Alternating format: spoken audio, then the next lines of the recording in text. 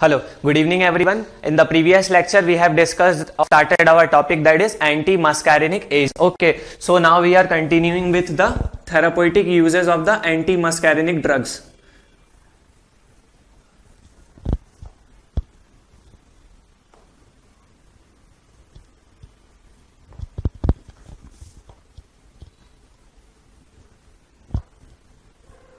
Anti-muscarinic agents.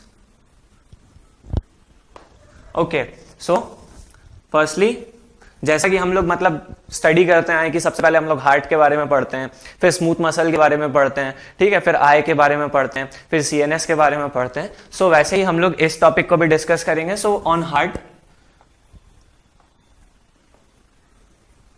Heart की अगर बात करें तो एंटी मस्कैरिनिक जो एजेंट्स रहते हैं वो कैसे रहते हैं? वेगोलाइटिक होते हैं. ओके, वेगोलाइटिक, ठीक है. वेगोलाइटिक वो एजेंट्स होते हैं जो कि इनहिबिट करते हैं मस्कैरिनिक रिसेप्टर्स को. Inhibit the muscarinic receptors. Okay, so heart की हम लोग बात कर रहे हैं तो बेसिकली ये जो यूज होता है एंटी मस्कैरिनिक ड्रग्स का, ये किसमें होता है? एक तो हार्ट ब्लॉक में, ठीक है, हार्ट ब्लॉक में, और दूसरा जो यूज है वो किसमें है? Sinus bradycardia. साइनस ब्रैडीकार्डिया, ठीक है. ये क्या करते हैं? ये इंक्रीज करते हैं एवी कंडक्शन को, ठीक है, एवी कंडक्शन को इंक्रीज करते हैं.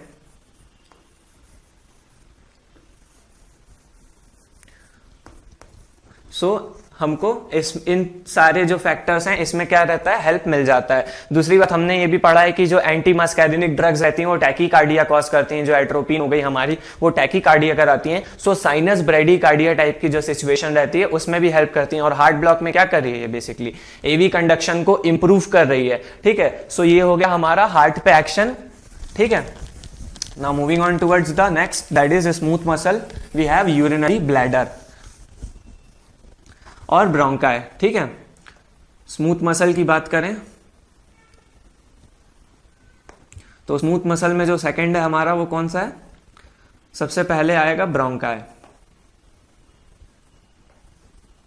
ठीक है. तो इसमें भी हमने डिस्कस किया है कि जो यूजेस मतलब जब हम लोग स्टडी कर रहे थे इनके सब्स्टिट्यूएंट्स की, ठीक है, या डेरिवेटिव्स के, एट्रोपिन डेरिवेटिव्स के, तो हमने देखा था उसमें भी कि जो इप्राट्रोपियम ब्रोमाइड रहता है, ठीक है, एंड टायोट्रोपियम ब्रोमाइड जो रहता है, ठीक है, वो किस में हेल्प करता है? बेसिकली ब्रोंको डायलेशन कराता है. क्या कराता है? Bronchodilation. और ये किसका कराता है? बेसिकली लार्जर एयरवेज का कराता है, ठीक है. सो ये जब ब्रोंको डायलेशन करा रहा है, ठीक है, ब्रोंको डायलेशन कराता है. दूसरी बात आई, ठीक है, इप्राट्रोपियम ब्रोमाइड में आई आता है, तो इनको कैसे एडमिनिस्टर करते हैं? इनहलेशनल रूट के थ्रू एडमिनिस्टर करते हैं, ठीक है, इनहलेशनल रूट के थ्रू एडमिनिस्टर करते हैं इनको. और कैसे एडमिनिस्टर करेंगे इनहलेशनल रूट के through? By using nebuliser, by using nebuliser,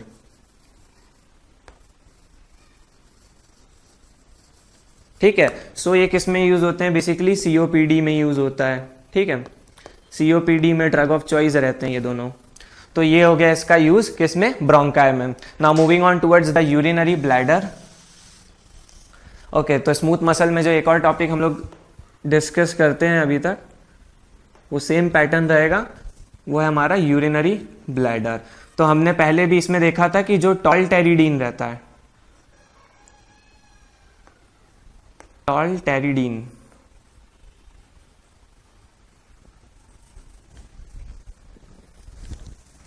जो टॉलटेरोडीन रहता है वो क्या करता है? यूरिनरी ब्लैडर में, ठीक है, यूरिनरी ब्लैडर में हम लोग स्टार्टिंग से देखते आए कि M3 रिसेप्टर्स होते हैं, ठीक है. सो ये बेसिकली क्या करेगा? M3 रिसेप्टर्स को स्टिमुलेट करेगा या सॉरी M3 रिसेप्टर्स को ये क्या करेगा, इनहिबिट करेगा। स्टिमुलेट कौन सी ड्रग्स कर रही थी हमारी, एंटी कोलिनर्जिक ड्रग्स का मतलब कोलिनर्जिक ड्रग्स कर रही थी, तो ये क्या करेगा बेसिकली इनहिबिट करेगा M3 रिसेप्टर्स को, ठीक है, और क्या कराएगा, यूरिनरी रिटेंशन कराएगा, ठीक है। तो यूरिनरी रिटेंशन करा रहा है, तो बेसिकली इसमें किस में हेल्प मिलेगा हमको, यूरिनरी इनकंटिनेंस में।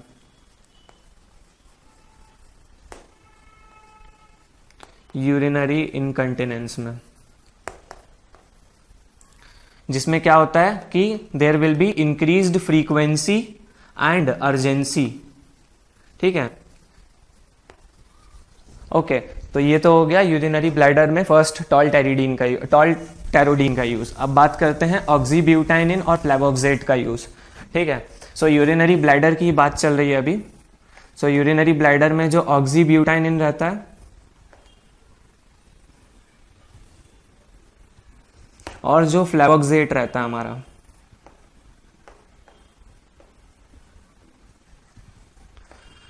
फ्लेवोक्सेट जो रहता है इसको हम लोग यूज करते हैं किस में, यूरोलॉजिकल सर्जरीज में, यूरोलॉजिकल सर्जरीज में। क्यों, क्योंकि ये इंक्रीज करता है ब्लैडर की कैपेसिटी को, तो जो ऑपरेशन है वो हम लोग या जो सर्जरी है वो हम लोग अच्छे से मतलब कैरी आउट कर पाएंगे, ठीक है। तो इसमें क्या करता है, ये इंक्रीज करता है यूरिन मतलब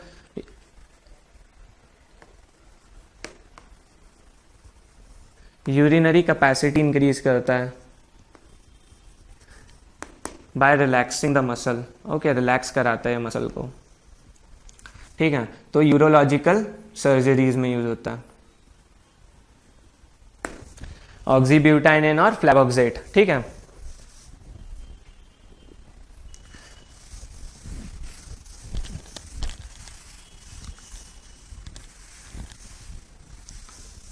Now moving on towards the next use that we have is on eye.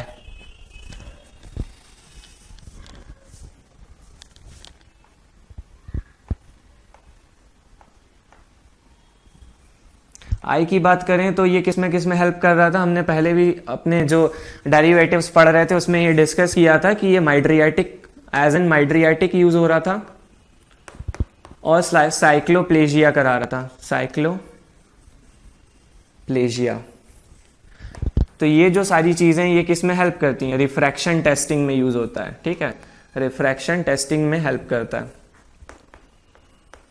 Refraction testing में। और इसमें कौन कौन सी ड्रग्स आती हैं, एक तो एट्रोपिन, फिर होमोएट्रोपिन,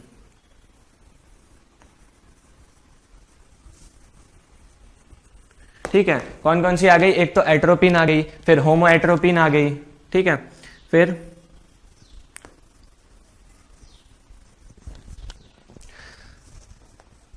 साइक्लोपेंटोलेट आ गया और ट्रोपिकामाइड।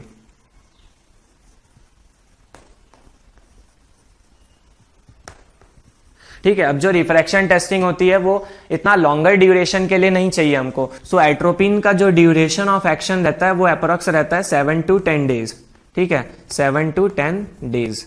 लेकिन जो ट्रोपिकामाइड रहता है ये एम आ रहा है इसमें, ठीक है, एम आ रहा है, तो ये प्रिफर्ड माइड्रियाटिक है, प्रिफर्ड माइड्रियाटिक है। Why, because of short duration of action, ठीक है, why, because of short duration of action.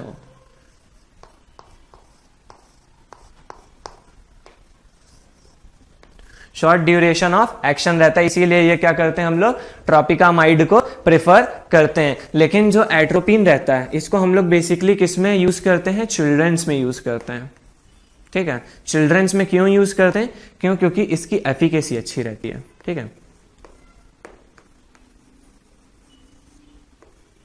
Better efficacy रहती है, ठीक है।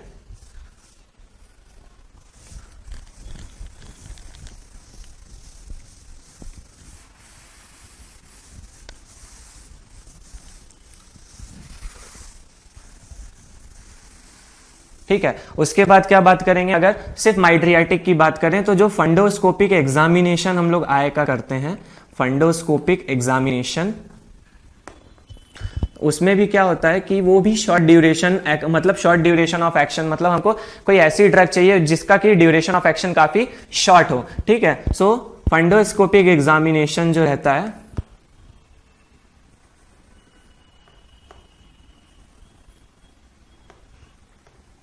फंडोस्कोपिक जो एग्जामिनेशन रहता है उसमें भी हम लोग प्रिफर करते हैं ऐसी ड्रग जिसका कि शॉर्ट ड्यूरेशन ऑफ एक्शन हो, ठीक है।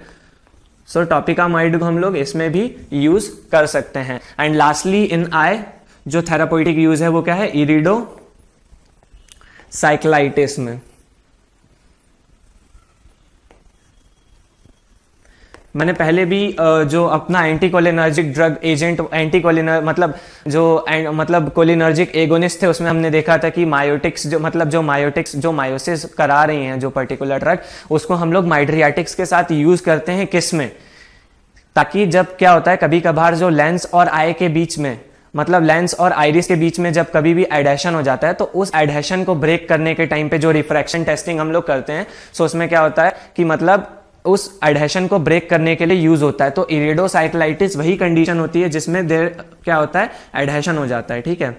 एडेशन हो जाता है किसके बीच में, आइरिस और लेंस के बीच में, आइरिस एंड लेंस। और इस चीज को ब्रेक करने के लिए हम लोग एट्रोपिन, ठीक है, या माइड्रियाटिक यूज करेंगे, ठीक है, या माइड्रियाटिक यूज करेंगे along with the physostigmine, along with physostigmine।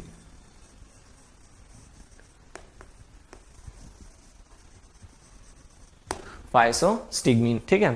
तो ये तो बात हो गई आई की, आई के अंदर यूजेस हो गए। ना moving on towards the gland, okay.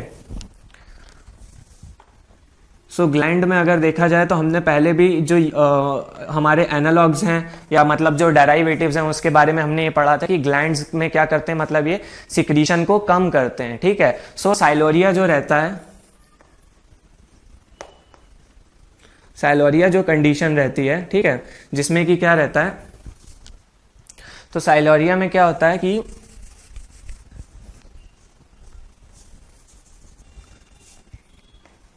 there is increased salivary secretion, increased salivary secretion, there is increased salivary secretion because of heavy metal poisoning। Examples ऐसा किसमें किसमें होता है, एक तो हैवी मेटल पॉइजनिंग में होता है, ठीक है, हैवी मेटल पॉइजनिंग में। और दूसरे केस की अगर बात करें तो पार्किंसोनिज्म में भी ऐसा ही सेम सीन होता है, ठीक है, पार्किंसोनिज्म में, ठीक है, इंक्रीज्ड सलाइवरी सिक्रीशन होता है इन दोनों कंडीशंस में। तो उसमें हम लोग क्या करते हैं, बेसिकली हम लोग एडमिनिस्टर करते हैं ग्लाइकोपायरोलेट,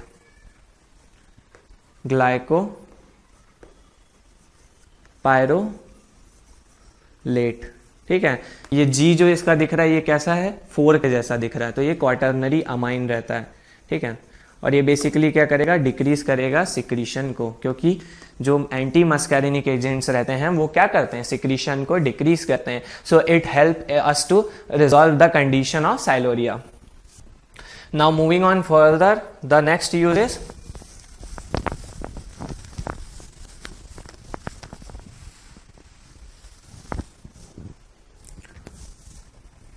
that is on number 5 we have poisoning।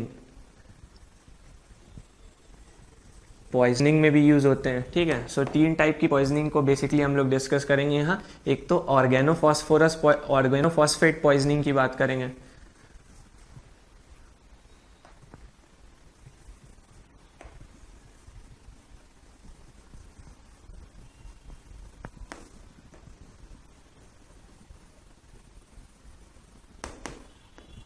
तो यहाँ क्या होता है, ऑर्गेनोफॉस्फेट पॉइजनिंग में हम लोग क्या करते हैं, एट्रोपिन को इनहिबिट, मतलब इसका एंटीडोट कौन है, एट्रोपिन को हम लोग देते हैं। तो क्या होता है, जो मस्कैरिनिक इफेक्ट्स हैं वो सारे रिजॉल्व हो जाते हैं ऑन गिविंग एट्रोपिन। हमने पहले भी एंटी कोलिनर्जिक एजेंट्स में डिस्कस किया था कि जो ऑर्गेनोफॉस्फेट्स होते हैं उनका हाई कोलिन मतलब वो एसिटाइल कोलिन के लेवल को बढ़ा देते हैं काफी ज्यादा, क्योंकि वो इरिवर्सिबल एंटी कोलिनिस्ट्रेजेस रहते हैं, ठीक है, तो वो हटते नहीं है। तो इसमें हम लोग क्या करेंगे, जो मस्कैरिनिक एक्शन है, जो सिर्फ इसका ऑर्गेनोफॉस्फेट का जो मस्कैरिनिक एक्शन है उसको हम लोग एज एन एंटीडोट उसमें क्या करेंगे, एट्रोपिन को एडमिनिस्टर करेंगे, ठीक है, वो ड्रग ऑफ चॉइस रहता है atropine. Now moving on further we have curare poisoning.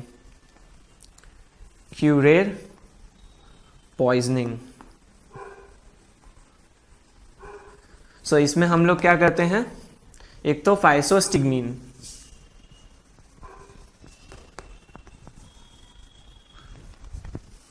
तो क्यूरेर पॉइजनिंग में क्या होता है, एनएम ब्लॉक हो जाता है, तो सॉरी फाइसोस्टिग्मीन की जगह हम लोग इसमें क्या देंगे, नियोस्टिग्मीन देते हैं, ठीक है, नियोस्टिग्मीन देते हैं, ठीक है। और in order to get only the N nicotinic receptors पे सिर्फ इफेक्ट अगर हमको चाहिए तो हम लोग इसके साथ क्या करेंगे, इसके साथ साथ हम लोग एट्रोपिन को भी एडमिनिस्टर कर देंगे। ओके, सो जब हम लोग एट्रोपिन को एडमिनिस्टर करेंगे तो एट्रोपिन तो पहली बात क्या करेगा, इनहिबिट करेगा किसको, मस्कैरिनिक जो भी साइड इफेक्ट्स आएंगे उनको, और फाइसोस्टिग्मीन जो यहाँ पे एनएम ब्लॉकेड हुआ है उसको करेक्ट करेगा, ठीक है, फाइसोस्टिग्मीन के एनएम ब्लॉकेड को जो नियोस्टिग्मीन है वो क्या करेगा, करेक्ट करेगा, ठीक है। और now moving on towards the, हम लोगों ने एक और डिस्कस किया था कि मशरूम पॉइजनिंग में भी हम लोगों ने एट्रोपिन को एडमिनिस्टर किया था। 3 टाइप की मशरूम पॉइजनिंग होती है, एक तो रैपिड ऑनसेट टाइप, एक हेलुसिनोजन टाइप और एक डिलेड ऑनसेट टाइप, जिसमें से जो मशरूम पॉइजनिंग है वो हम लोग किस में यूज कर रहे थे, रैपिड ऑनसेट टाइप में, ठीक है, रैपिड ऑनसेट टाइप में जो एट्रोपिन है हमारा वो क्या है, ड्रग ऑफ चॉइस है। ओके, ड्रग ऑफ चॉइस कौन सा है, एट्रोपिन। लेकिन जो हेलुसिनोजन टाइप है उसमें जो एट्रोपिन रहता है वो मैंने पहले भी बताया था कॉन्ट्रा इंडिकेटेड रहता है, ठीक है। तो ये तो बात हो गई पॉइजनिंग की। अब नेक्स्ट जो है वो as an anti, okay, sixth जो यूज है वो एज एन एंटी कोलिनर्जिक्स है, ठीक है, एज एन एंटी कोलिनर्जिक्स भी यूज होता है।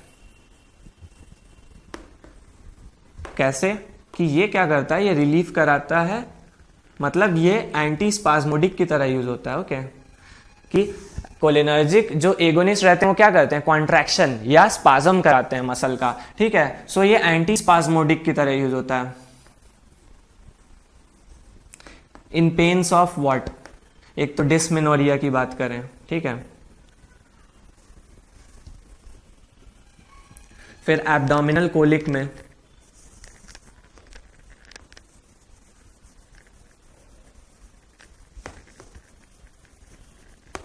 और रीनल कोलिक में,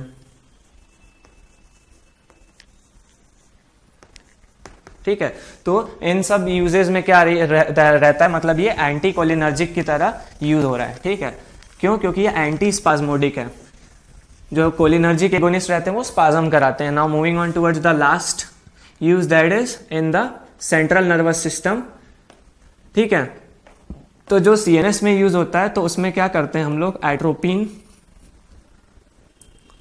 और ग्लाइकोपाइरोलेट प्लस ग्लाइकोपाइरोलेट,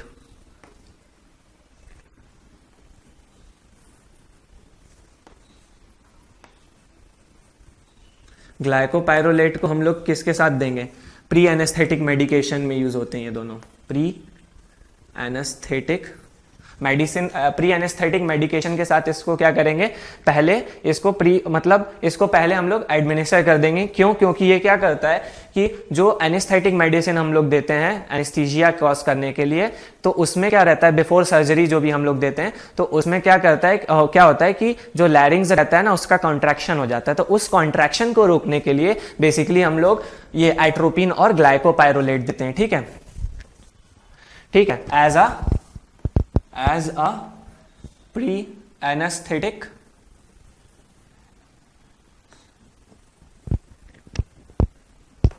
pre-anesthetic medication। तो इस केस में क्या करता है, ये डिक्रीज करता है, ठीक है, मतलब इसको general anaesthesia, prior to general anaesthesia हम लोग देंगे, ठीक है, prior to general anaesthesia.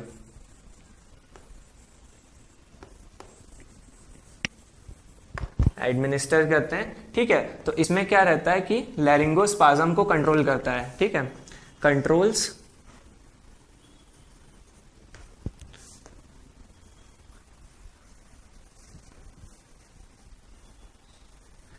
How, कैसे कंट्रोल करेगा, by decreasing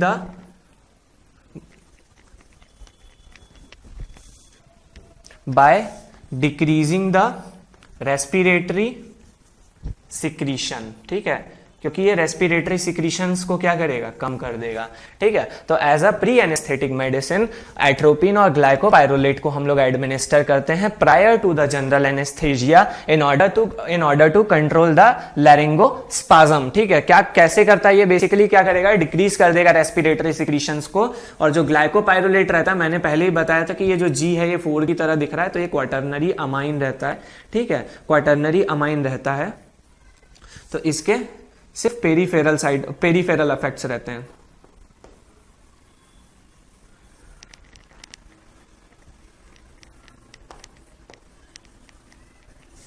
okay,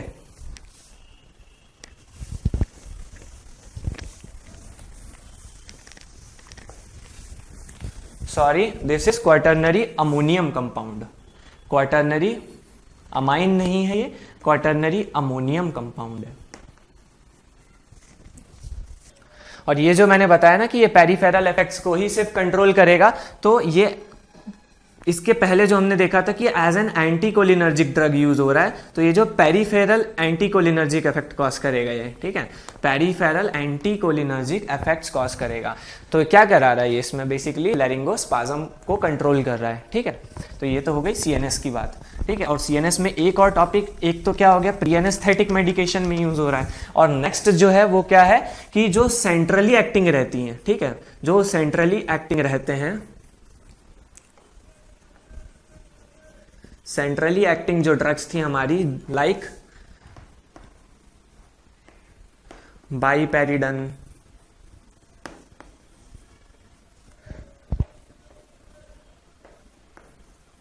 बेंजहेक्सोल,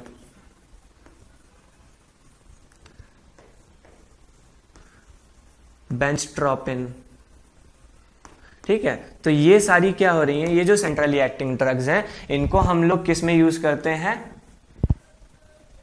drug induced Parkinson's में यूज करते हैं हम लोग, ठीक है। ड्रग इंड्यूस जो भी पार्किंसोनिज्म रहता है, उसमें ये जो सेंट्रली एक्टिंग बाइपेरिडन, बेंजहेक्सोल, बेंजोट्रोपिन, ठीक है, तो ये सारी ड्रग्स क्या होती हैं, यूज होती है। और जो इडियोपैथिक पार्किंसोनिज्म रहता है, इडियोपैथिक जो पार्किंसोनिज्म रहता है, उसमें भी हम लोग इनको एडमिनिस्टर करते हैं, लेकिन जो प्रिफर्ड एजेंट रहता है, ठीक है, लेकिन प्रिफर हम लोग किसको करते हैं, बेसिकली प्रिफर हम लोग करते हैं किसको, लीवोडोपा को, ठीक है। और ये क्या करती हैं, ये जो ड्रग्स रहती हैं, ये ट्रेमर्स को,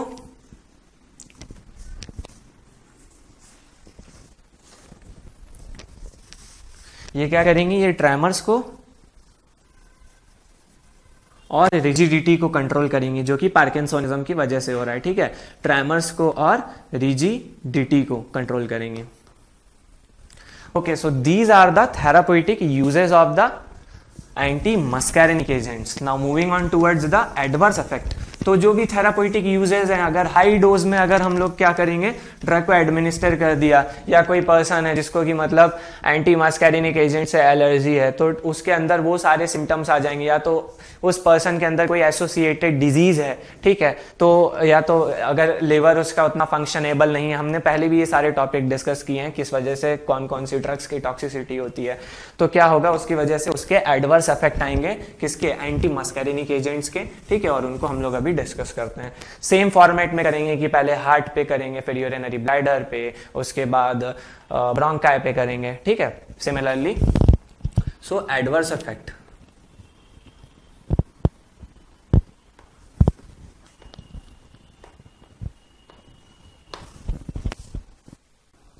ओके सो फर्स्ट जो एडवर्स इफेक्ट है हमारा, ओके सो फर्स्ट जो एडवर्स इफेक्ट है वो क्या है, हार्ट पे हम लोग देखेंगे, ठीक है। सो हार्ट में क्या कर रहा है बेसिकली, एक तो पाल्पिटेशंस करता है, एवी कंडक्शन को इंक्रीज कर रहा है। सो इसकी वजह से अगर एडवर्स इफेक्ट आता है तो कैसा आता है, there will be increased palpitations, heart rate को इंक्रीज कर रहा है। So tachycardia can also occur, tachycardia, okay. So these are the symptoms और these are the adverse effect on heart. Next जो बात करेंगे वो जीआईटी की बात करेंगे, ठीक है। सो जीआईटी में जो इफेक्ट आ रहा है तो बेसिकली क्या हो रहा है कि देयर इज डिक्रीज्ड सिक्रीशन, ठीक है, decreased secretion of saliva and gastric juices, okay. So decrease secretion की वजह से क्या होता है, there will be dryness, okay, dryness of mouth and throat,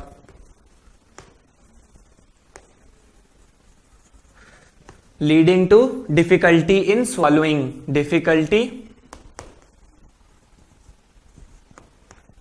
in swallowing। और क्या होगा, कॉन्स्टिपेशन भी एडवर्स इफेक्ट होगा, ठीक है। Constipation will also be the adverse effect of the antimuscarinic agents on GIT. Now moving on further, ठीक है। ये तो जीआईटी की बात हो गई, ठीक है। अब अगर स्मूथ मसल में ही सेकंड अगर टॉपिक के बारे में बात करते हैं, ठीक है, ये मान लेते हैं कि सेकंड वाला क्या है हमारा, स्मूथ मसल, जैसा कि अभी हम लोग डिस्कस कर रहे हैं। तो जो सेकंड है हमारा स्मूथ मसल में वो कौन सा आ जाएगा हमारा, यूरिनरी ब्लैडर, ठीक है। बी पार्ट जो होगा वो इसका क्या होगा, यूरिनरी ब्लैडर के ऊपर इफेक्ट देखते हैं। सो यूरिनरी ब्लैडर में क्या हो रहा था कि एक तो यूरिनरी रिटेंशन हो रहा था, और there will be difficulty in micturition, difficulty in micturition,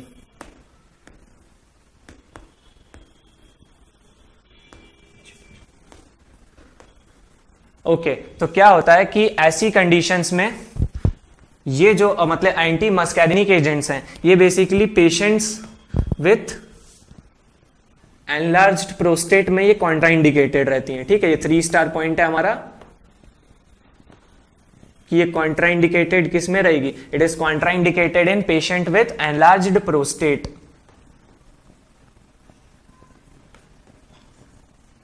और ये कॉमन किस में रहता है, this is common in elder male और adult male, common in adult male. Adult male के अंदर क्या होता है, प्रोस्टेट एनलार्ज हो जाता है, जिसकी वजह से क्या होता है कि यूरिन आसानी से पास नहीं हो पाता है, और उसके बाद हम लोग उसका और यूरिनरी रिटेंशन करा रहे हैं और उसको डिफिकल्टी करा रहे हैं मिक्चुरेशन में। So it is contraindicated in the patient with enlarged prostate, okay. So ये तो बात हो गई यूरिनरी ब्लैडर की। Now moving on towards the eye, same format follow करते हुए चल रहे हैं अभी तक, ठीक है।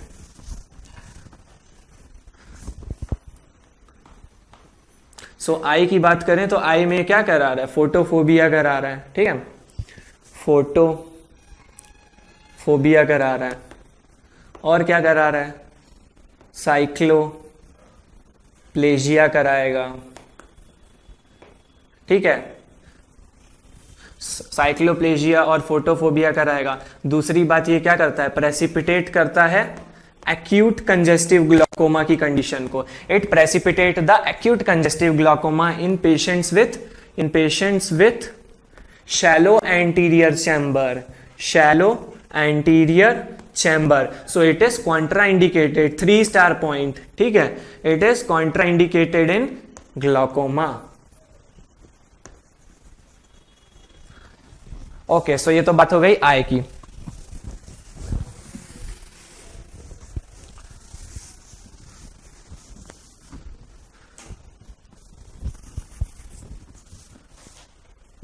Now moving on further we have CNS, okay. तो CNS में जो एडवर्स इफेक्ट आते हैं वो क्या आता है, HER, that is hesitation,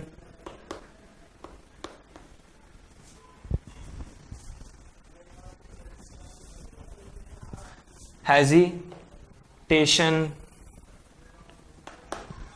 excitement,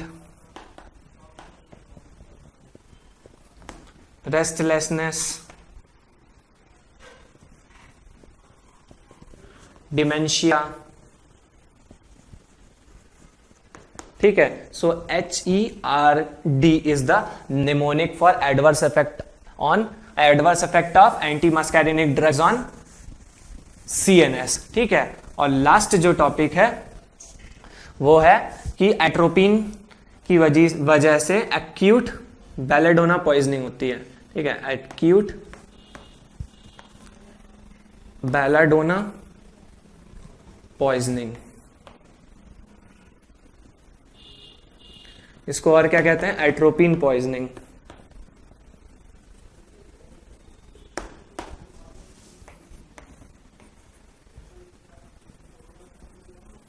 okay, atropine poisoning भी कहते हैं, एट्रोपिन पॉइजनिंग भी कहते हैं। ठीक है, और ये जो कंडीशन रहती है ये कॉमन रहती है किस में?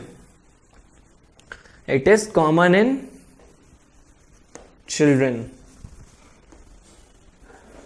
और इसके अंदर जो एडवर्स इफेक्ट आते हैं उसको सी से याद करते हैं कि कोहेन ने इसके एडवर्स इफेक्ट को डिस्क्राइब किया था, COHEN। Cohen described the adverse effect as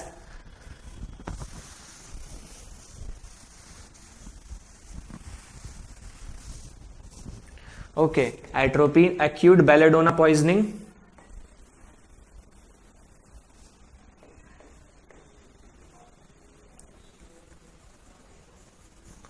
acute belladonna poisoning और एट्रोपिन पॉइजनिंग के जो एडवर्स इफेक्ट थे उसको किसने डिस्क्राइब किया था? कोहेन ने डिस्क्राइब किया था। ठीक है, कैसे? कि hot, HOT, hot as hare, HARE, hot as hare. So इसमें क्या होता है? हमको पता है कि देयर इज डिक्रीज्ड स्वेटिंग। अब स्वेटिंग की वजह से क्या हो रहा था? स्वेटिंग की वजह से अभी तक बॉडी इवेपोरेट हो रही थी, जिसकी वजह से क्या होता है? Evaporation causes cooling effect. तो अब स्वेटिंग अगर नहीं होगी तो उसकी वजह से क्या होगा? There will be hyperpyrexia, increased temperature. Okay, hyperpyrexia. ठीक है, hot as hare, red as beetroot,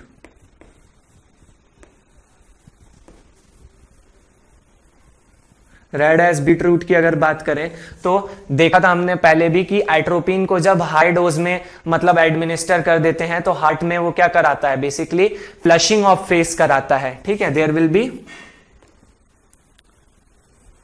flushing of face.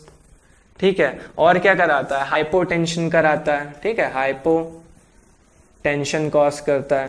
ठीक है, हाइपोटेंशन कराता है। सो ये किस वजह से होता है? क्यों? क्योंकि ये क्या करता है? क्यूटेनियस वेजोडाइलेशन करा देता है। क्यूटेनियस क्या कराता है? मैं थोड़ा इधर लिख देता हूं। ठीक है, ये जो फ्लशिंग ऑफ फेस हो रहा है और जो हाइपोटेंशन हो रहा है ये किस वजह से हो रहा है? क्योंकि क्यूटेनियस वेजोडाइलेशन हो जाता है। ठीक है, क्यूटेनियस वेजोडाइलेशन। ठीक है, और इसी चीज को और क्या कहते हैं? एट्रोपिन फ्लशिंग कहते हैं। Atropine flushing. ओके, तो ये तो बात हो गई hot as hare, red as beetroot. ठीक है, अब जो नेक्स्ट बात करेंगे वो क्या है? Dry as bone. ठीक है, ड्राई एज बोन। तो ड्राई एज बोन में क्या होता है कि हमको पता है कि there is decreased salivation, decreased salivation. तो सलाइवेशन और सिक्रीशन जब कम होगा तो उसकी वजह से क्या होगा? There will be drying of skin and mucous membrane, mucous membrane. ठीक है, म्यूकस मेम्ब्रेन, और वो कैसी हो जाएगी? It will become hard like bone. ठीक है, हार्ड लाइक बोन। तो ये क्या हो जाएगा? Dry as bone. ठीक है, why? Because there is decreased salivation, so the skin and the mucous membrane becomes dry. ठीक है, तो hot as hare, red as beetroot, dry as bone, blind as bat. ठीक है, क्या है? Blind as bat. ठीक है। सो ब्लाइंड एज बैट में क्या क्या कराता है, एक तो ये फोटोफोबिया कराता है जो कि बैट को रहता है, ठीक है। फोटोफोबिया, लाइट से डर बैट को भी रहता है, इसीलिए अंधेरे में रहते हैं बैट, ठीक है। तो फोटोफोबिया करा रहा है, साइक्लोप्लेजिया करा रहा है, ठीक है, साइक्लोप्लेजिया करा देगा। और क्या कराता है, प्रेसिपिटेशन कराता है, हमने अभी डिस्कस किया, सारे पॉइंट्स रिपीट होंगे। Precipitation of acute congestive glaucoma, ठीक है। So hot as hare, red as beetroot, dry as bone, blind as bat and mad as hatter. So ये भी हमने डिस्कस किया कि क्या क्या करा रहा है ये, HERD, that is hesitation cause कर रहा है। और क्या कॉज कर रहा है, एक्साइटेशन कॉज कर रहा है, ठीक है। और क्या कॉज कर रहा है, R फॉर क्या था, रेस्टलेसनेस था, ठीक है, रेस्टलेसनेस। एंड लास्ट क्या था, dementia. So mad as hatter. So ये सारे एट्रोपिन पॉइजनिंग को डिस्क्राइब करने के लिए जो एडवर्स इफेक्ट आ रहे थे, सो कोहेन ने इसको यूज किया था, ठीक है। अब बात करते हैं मैनेजमेंट की और ट्रीटमेंट की। सो ट्रीटमेंट में सबसे पहले क्या करेंगे, एट्रोपिन पॉइजनिंग का जब भी केस आएगा, सो ट्रीटमेंट में क्या करेंगे कि सबसे पहले उसका हॉस्पिटलाइजेशन होगा। क्या होगा, हॉस्पिटलाइजेशन, ठीक है, हॉस्पिटलाइज करेंगे उसको। नेक्स्ट क्या करेंगे, गैस्ट्रिक लैवाज करेंगे उसका,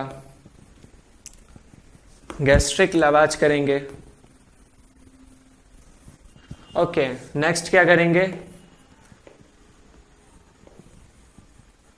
टैपिड स्पॉन्जिंग, हाइपर पायरेक्सिया को कंट्रोल करने के लिए क्या करेंगे, टैपिड स्पॉन्जिंग करेंगे उसकी।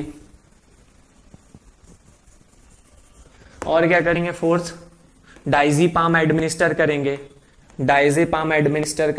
ठीक है। और क्या करेंगे, फिफ्थ फाइसोस्टिग्मीन, सॉरी इसका तो वो था हमारा एंटीडोट था पहले ही जो हमने डिस्कस किया था, फाइसोस्टिग्मीन, ठीक है, फाइसोस्टिग्मीन जो हमारा क्या है, antidote,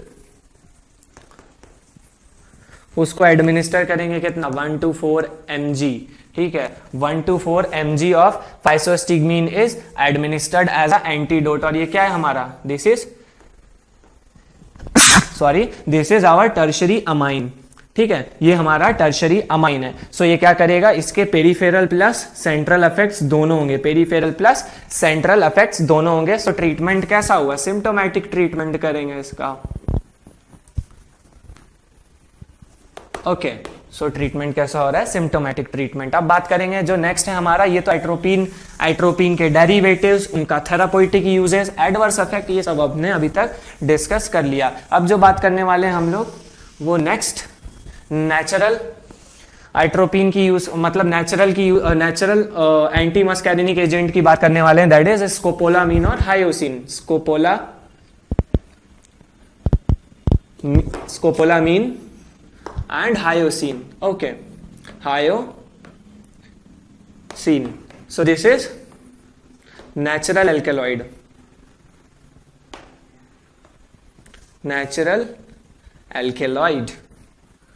that is obtained from okay. So ये भी कैसा होता है, नेचुरल एल्कलॉइड होता है। और थेराप्यूटिक डोज पे क्या करता है, ये CNS को डिप्रेस करता है, ठीक है। It causes CNS depression, that is dementia, sorry amnesia. Therapeutic dose पे क्या करेगा, एमनेजिया, ओके। थेराप्यूटिक डोज पे क्या करेगा, एक तो एमनेजिया कॉज कर रहा है, ठीक है। और इसका जो ड्यूरेशन ऑफ एक्शन रहता है वो एट्रोपिन से कम रहता है, लेस ड्यूरेशन ऑफ एक्शन, ठीक है, ड्यूरेशन ऑफ एक्शन रहता है, ठीक है। और ये क्या करेगा, एमनेजिया के साथ और क्या करता है, ये सिडेशन भी कॉज करता है। CNS को डिप्रेस करेगा तो नॉर्मल सी बात है कि क्या कॉज करेगा, सिडेशन कॉज करेगा। और इसके जो प्रोमिनेंट इफेक्ट रहता है इसका, ठीक है, so it's prominent effect on the salivary gland, firstly on the salivary gland and finally I पे, ठीक है। सो ये तो होगा इसके जनरल प्रॉपर्टीज हो गई इसकी, ठीक है। अब बात करते हैं next. So it is used as a drug of choice, in motion sickness. जिनको मोशन सिकनेस की प्रॉब्लम होती है हायर एल्टीट्यूड पे जब वो जाते हैं, ठीक है, तो उसमें क्या करते हैं हम लोग, जो स्कोपोलामिन रहती है वो कैसी रहती है, ड्रग ऑफ चॉइस रहती है, ठीक है, ठीक है। सो ड्रग ऑफ चॉइस रहती है, इसको ओरली एडमिनिस्टर कर सकते हैं, ठीक है, ओरली एडमिनिस्टर करते हैं या तो ट्रांसडर्मल पैच के फॉर्म में एडमिनिस्टर करते हैं, ट्रांसडर्मल पैच के फॉर्म में एडमिनिस्टर करते हैं। सो जो ओरल एडमिनिस्ट्रेशन रहता है वो 0.2 mg ओरली एडमिनिस्टर करते हैं, ठीक है, before half an hour, before half an hour.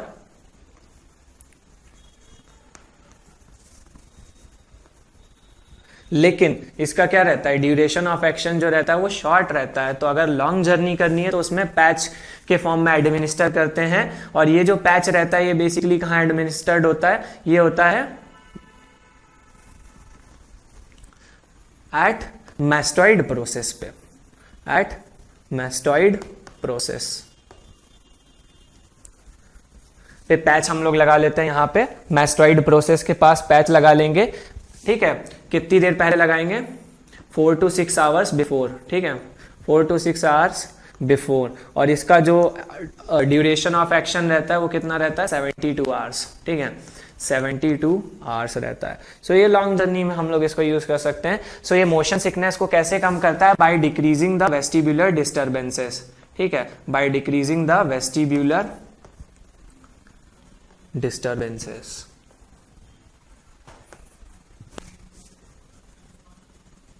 सो ये तो हो गया हमारा स्कोपोलामिन, ठीक है। अब बात करते हैं कि ड्रग इंटरैक्शंस क्या क्या होते हैं एट्रोपिन के, ठीक है।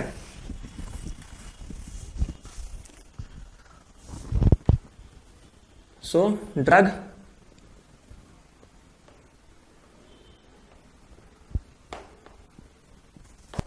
इंटरैक्शंस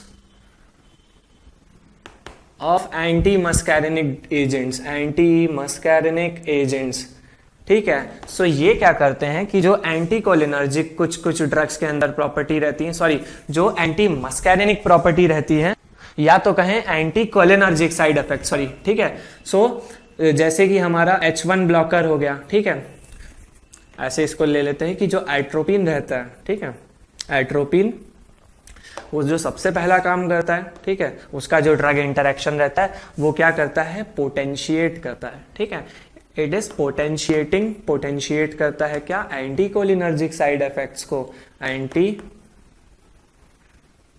कोलिनर्जिक साइड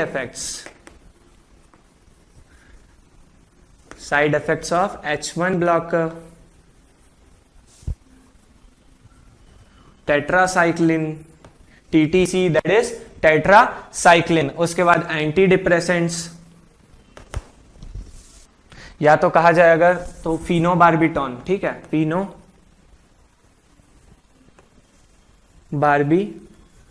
ठीक है।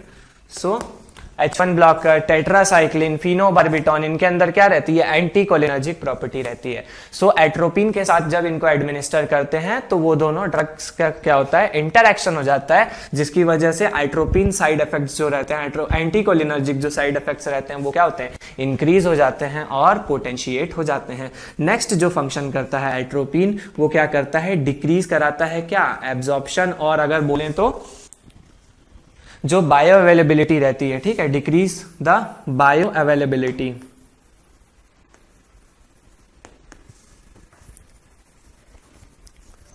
Bio availability of levodopa, levodopa. Why? Because it is decreasing the gastric emptying. Gastric emptying को ये क्या करेगा, it is decreasing the gastric emptying. और दूसरी बात ये क्या करता है, इंक्रीज कराता है क्या, ये तो दो फंक्शन हो गए, ठीक है, हमारे गैस्ट्रिक एम्पटिंग को इंक्रीज करा रहा है। फिर ये क्या करेगा कि इंक्रीज करेगा क्या, absorption,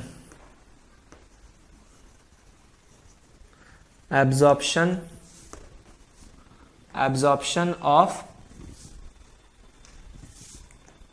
tetracyclines and digoxin. Digoxin और टेट्रासाइक्लिन के एब्जॉर्प्शन को इंक्रीज करेगा bye decreasing the gastric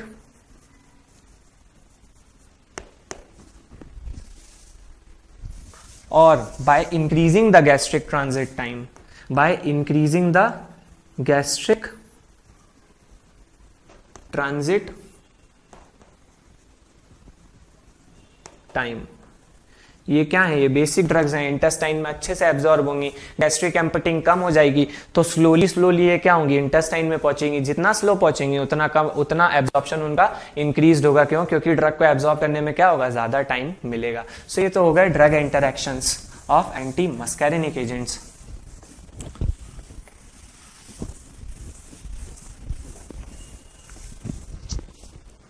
now moving on towards the next topic, जो हमने पहले डिस्कस किया था कि एक तो एंटी मस्कैरिनिक एजेंट्स के बारे में बात करेंगे, फिर हम लोग गैंग्लियोनिक ब्लॉकर्स के बारे में बात करेंगे। ठीक है, सो गैंग्लियोनिक ब्लॉकर्स की जब बात करते हैं, ठीक है, जो कि एन रिसेप्टर्स को ब्लॉक करते हैं।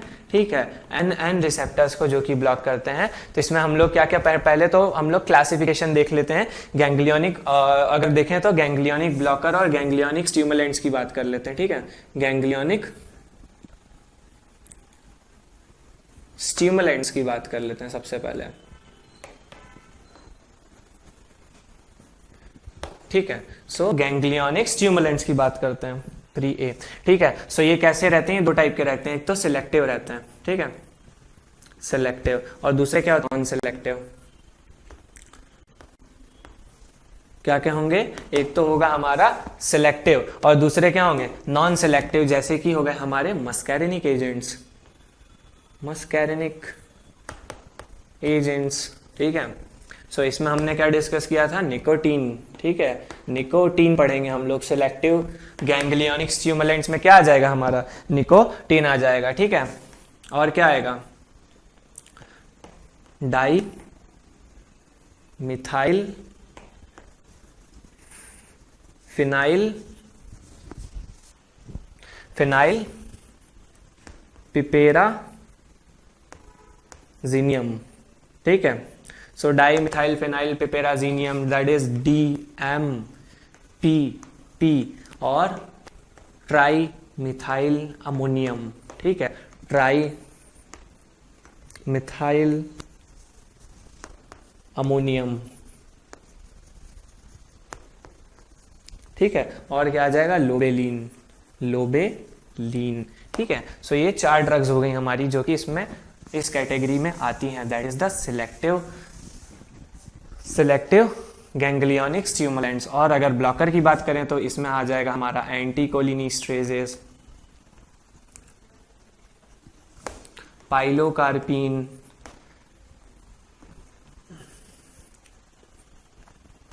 कार्बाकॉल। नाम से ही समझ में आ रहा होगा ऐसा ये नॉन सिलेक्टिव क्यों है? क्योंकि इसमें मस्कैरिनिक एजेंट्स हैं। कार्बाकॉल सबसे ज्यादा निकोटिनिक इफेक्ट शो करता है अपनी कैटेगरी में। एसिटाइल कोलिन, ये क्या है? कोलिन एगोनिस्ट है। क्यों? क्योंकि इसमें एक ऑल आ रहा है, लेकिन इसके निकोटिनिक इफेक्ट्स भी काफी ज्यादा होते हैं। लेकिन नॉन सिलेक्टिव क्यों? क्योंकि मस्कैरिनिक इफेक्ट्स और मस्कैरिनिक इफेक्ट्स भी इसमें आते हैं। सो पाइलोकार्पिन हो गया। ठीक है, और क्या एक और ड्रग जो आती है वो आती है MCN343A।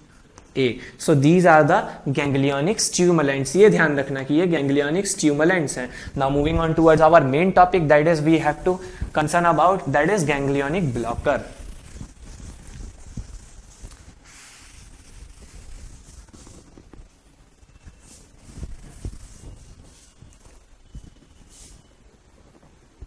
ganglionic blocker, और ये कितने टाइप के हैं? गैंग्लियोनिक ब्लॉकर क्या करते हैं कि ये जो हमारा प्री साइनेप्टिक और पोस्ट साइनेप्टिक जो प्री साइनेप्टिक और पोस्ट साइनेप्टिक जो न्यूरॉन है, इसके बीच में जो एन रिसेप्टर है, सिंपैथेटिक और पैरासिम्पैथेटिक दोनों का। ठीक है, तो ये क्या करेंगे? दोनों को क्या करेंगे? इनहिबिट कर देंगे। सो ये कैसे टाइप के होते हैं? एक तो कॉम्पिटिटिव ब्लॉकर होते हैं। ठीक है, एक तो क्या होते हैं? कॉम्पिटिटिव ब्लॉकर होंगे, और दूसरे क्या होते हैं? Non competitive blocker. ठीक है, और या तो परसिस्टेंट डीपोलराइजिंग एजेंट और persistent depolarising blockers. Persistent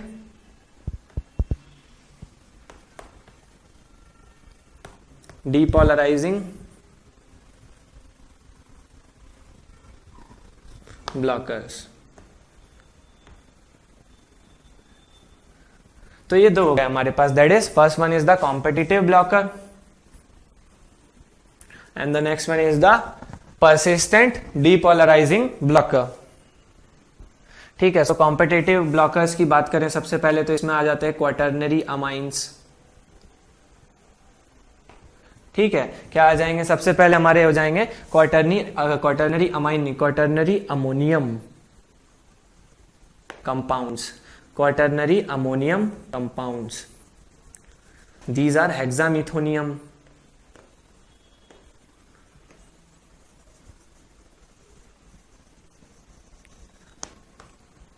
पेंटोलिनियम,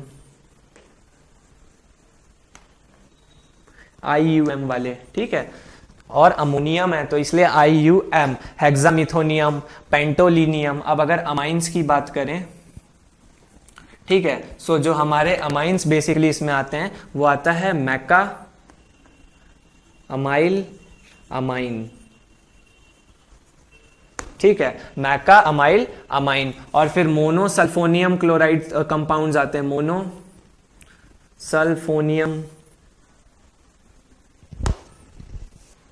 मोनोसल्फोनियम compounds जो आते हैं हमारे, सो इसमें क्या आ जाएगा, ट्राई मिथोपैन और कैम्फर सल्फेट। ठीक है, सो ये तो हो गए हमारे कॉम्पिटिटिव ब्लॉकर्स। और जो परसिस्टेंट डीपोलराइजिंग ब्लॉकर्स हैं तो वो लार्ज डोज अगर हम लोग निकोटीन का देंगे, ठीक है, तो वो परसिस्टेंट डीपोलराइजिंग ब्लॉकर हो जाएगा। ठीक है, या तो लार्ज डोज अगर एंटी कोलिनर्जिक ड्रग्स का देंगे या को एंटी कोलिनिस्ट्रेजेस,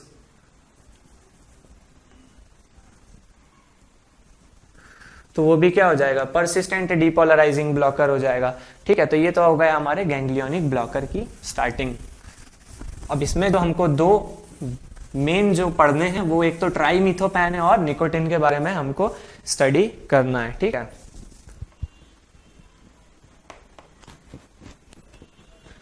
जो गैंग्लियोनिक ब्लॉकर होते हैं उनके जो इफेक्ट्स रहते हैं वो बेसिकली एट्रोपिन लाइक ही रहते हैं। ठीक है, अभी तक जितने हमने एट्रोपिन के इफेक्ट्स स्टडी किए उसके जैसे ही इफेक्ट्स रहते हैं किसके, गैंग्लियोनिक ब्लॉकर के। ओके, ठीक है, लेकिन क्या होता है इनको थेराप्यूटिकली क्या है, जो इतने भी गैंग्लियोनिक ब्लॉकर इनका कोई सिलेक्टिव यूज नहीं है, एक्सेप्ट कि क्या रहता है जो हम लोग निकोटिन लेते हैं ये क्या होता है, नेचुरल रहता है। ठीक है, पहली बात है नेचुरल रहता है, कहां से मिलता है, टोबैको लीव्स में रहता है। ठीक है, ये कंपोनेंट रहता है किसका, टोबैको लीव्स का। ठीक है, तो इसका कोई थेरापेटिक यूज नहीं है। स्टार्टिंग में जब हम लोग इसको एडमिनिस्टर करते हैं तो ये स्टार्टिंग में क्या करता है, स्टिमुलेटरी इफेक्ट करता है। स्टार्टिंग में क्या करता है, स्टिमुलेशन प्रोवाइड करता है। ठीक है, लेकिन लेटर ऑन जब इसके लिए इसका एडिक्शन हो जाता है तो क्या करता है, ये न्यूरोनल ब्लॉक करता है। ठीक है, ठीक है, एन ब्लॉकेड कराता है। ठीक है, इसके बाद अगर कुछ एक मतलब अगर थेराप्यूटिक यूज के बारे में देखा जाए तो सिर्फ एक ही थेराप्यूटिक यूज है इसका। ठीक है, थेराप्यूटिक यूज क्या है कि ये गम्स के फॉर्म में, ठीक है, गम्स के फॉर्म में या च्यूइंग टैबलेट के फॉर्म में या च्यूइंग के फॉर्म में ये क्या करते हैं, इसको हम लोग यूज करते हैं। निकोटिन गम्स आते हैं। ठीक है, निकोटिन गम्स आते हैं, च्यूइंग गम्स आती हैं, किसको, एडिक्शन को कम करने के लिए, decrease the addiction of nicotine. क्या करेंगे, ये निकोटिन प्लाज्मा कंसंट्रेशन में जो निकोटिन का अमाउंट जैसे जब अर्ज होती है, सो उस टाइम क्या होगा कि हम लोग अगर ये गम एडमिनिस्टर करेंगे या गम खाएंगे, जो च्युइंगम रहती है पर्टिकुलरली, सो उसमें निकोटिन का अमाउंट रहता है जो कि क्या करेगा, फिर धीरे धीरे उस पर्टिकुलर चीज का एडिक्शन नहीं होगा। ठीक है, सो ये स्टार्टिंग में स्टिमुलेशन कॉज करता है, लेकिन लेटर ऑन क्या करता है, न्यूरोनल जो गैंग्लियन रहता है हमारा उसको ब्लॉक करेगा। ठीक है, तो ये तो एक निकोटिन का यूज हो गया। इनके बेसिक जो मतलब सिम्टम्स रहते हैं वो कैसे आते हैं, एट्रोपिन लाइक ही आते हैं। ठीक है, और जो नेक्स्ट हमारा मेन ड्रग जो हमको डिस्कस करना है वो इसमें करना है ट्राइमिथापैन। ट्राइमिथाफैन। तो जैसे कि इसमें क्या है कि ये सबसे पहली बात तो इसका ड्यूरेशन ऑफ एक्शन कैसा रहता है, शॉर्ट ड्यूरेशन ऑफ एक्शन रहता है, शॉर्ट ड्यूरेशन ऑफ एक्शन रहता है, आई जो आ रहा है इसमें, इसीलिए इसको आईवी एडमिनिस्टर करते हैं, ठीक है, आईवी एडमिनिस्ट्रेशन रहता है इसका।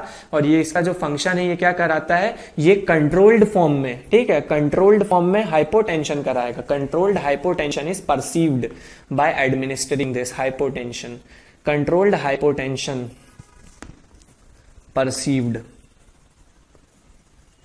जिसकी वजह से क्या होगा, there will be controlled blood loss, controlled, और अगर कहा जाए तो ब्लड लॉस जो होगा वो कम होगा, ठीक है, लेस ब्लड लॉस होगा, ठीक है। अब जो लेस ब्लड लॉस होगा वो किस में है, जब हम लोग ऑर्थोपेडिक सर्जरी करते हैं, ठीक है, ऑर्थोपेडिक और न्यूरो सर्जरी करते हैं, ठीक है। सो वो जो ऑपरेटिव प्रोसीजर्स रहते हैं वो काफी टाइम के लिए चलते हैं, इसीलिए उस टाइम पे ट्राइमिथोपैन को एडमिनिस्टर करते हैं। शॉर्ट ड्यूरेशन ऑफ एक्शन रहता है, आईवी एडमिनिस्ट्रेशन होता है। क्यों, क्योंकि ये क्या करता है बेसिकली, सबसे जो मोस्ट इंपॉर्टेंट पॉइंट है कि इसको यूज करने का, ये कंट्रोल्ड हाइपोटेंशन कॉज करेगा, जिसकी वजह से जो ब्लड लॉस होगा वो काफी कम होगा, किसमें, ऑर्थोपेडिक और न्यूरो सर्जरीज में, ठीक है। So thank you, and here we are over with our anti muscarinic or ganglionic blockers. Okay, thank you.